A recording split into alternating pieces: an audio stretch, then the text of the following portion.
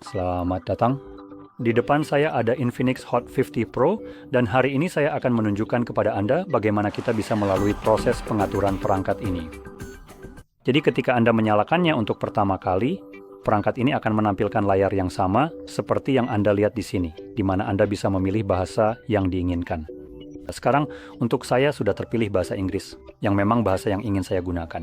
Tapi Anda bisa lihat, kita punya daftar bahasa yang sangat banyak, jadi cukup klik pada bahasa yang ingin Anda gunakan, lalu klik berikutnya. Setelah itu Anda akan diminta untuk memilih wilayah atau negara Anda. Yang ini sebenarnya tidak terlalu berpengaruh, jadi saya akan pilih yang pertama saja. Kemudian kita harus memasukkan kartu SIM. Langkah ini sepenuhnya opsional. Langkah ini ada karena memasukkan kartu SIM adalah salah satu cara Anda bisa terhubung ke jaringan seluler atau jaringan secara umum. Cara kedua adalah melalui Wi-Fi. Saya akan melewati langkah ini. Ini juga ada pilihan Wi-Fi.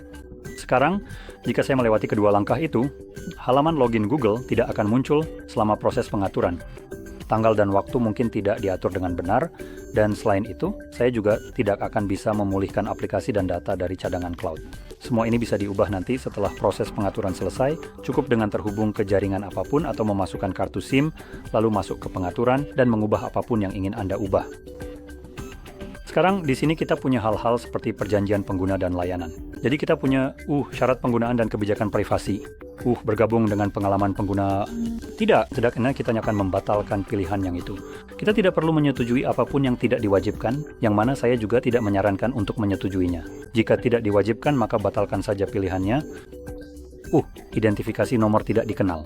Meskipun yang satu ini mungkin cukup menarik, ini bisa memblokir panggilan spam. Jadi kalau Anda punya semacam, Anda tahu, katakanlah saja, Siri, ada virus di PC Anda. Kami akan membutuhkan, atau itu lebih terdengar seperti bahasa Jerman, tapi Anda mengerti maksudnya. Intinya adalah omong kosong virus dan hal-hal semacam itu. Ini akan difilter oleh, nomor-nomor tidak dikenal dan semacamnya. Jadi sangat disarankan untuk setidaknya membiarkan yang satu ini tetap aktif. Sekarang, saat kita menggulir ke bawah, ternyata masih ada cukup banyak lagi di sini. Jadi kita punya nomor tidak dikenal, personalisasi, layanan rekomendasi. Sekarang ini adalah kata-kata mewah untuk mengatakan, biarkan kami memata-matai Anda.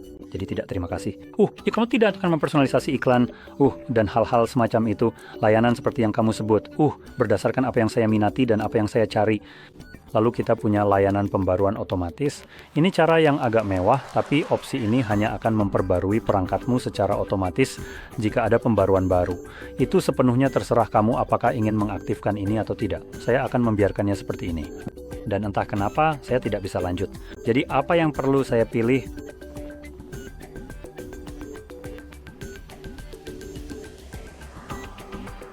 Oke, jadi sepertinya saya hanya perlu memilih yang ini, yaitu saya telah membaca dan menyetujui syarat di atas. Yang agak terasa seperti penipuan. Mengingat dengan memilih ini, kamu seolah-olah menyetujui ini meskipun tidak dicentang, atau yang ini. Jadi ya sudahlah. Selanjutnya kita punya layanan Google seperti lokasi, pemindaian, dan pengiriman data pengguna serta diagnostik. Sekarang di sini kita bisa menonaktifkan semua itu, tapi ini dari Google. Jadi jujur saja, sepertinya ini tidak akan terlalu berpengaruh. Google kemungkinan besar tetap akan mengumpulkan data mereka dengan cara apapun. Selanjutnya, kita punya metode membuka kunci, dan ada 3 pilihan berbeda. Kita punya sidik jari, pengenalan wajah, dan kata sandi. Sekarang, kata sandi mencakup PIN, pola, atau kata sandi. Sekarang, 2 opsi pertama, sidik jari atau pengenalan wajah, adalah cara biometrik untuk membuka kunci perangkat, dan karena itu merupakan biometrik, maka rentan terhadap ketidakakuratan dan kegagalan. Kegagalan dalam hal mengenali biometrik dengan benar. Jadi ini tidak akan 100% dapat diandalkan. Jadi, untuk saat-saat di mana ini tidak dapat diandalkan, Anda perlu mengatur, memilih PIN, pola, atau kata sandi. Jadi ketika biometrik tidak memungkinkan Anda untuk membuka kunci perangkat karena suatu alasan, Anda selalu bisa menggunakan sesuatu seperti misalnya pola. Dan tahukah Anda, saya akan memilih pola, hanya pola saja, tidak yang lain. Jadi saya akan mengulanginya 2 kali, konfirmasi, dan saya siap untuk melanjutkan.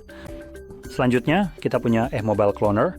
Ini hanya memungkinkan Anda untuk memindahkan data dari perangkat lama Anda ke perangkat ini menggunakan aplikasi Mobile Cloner.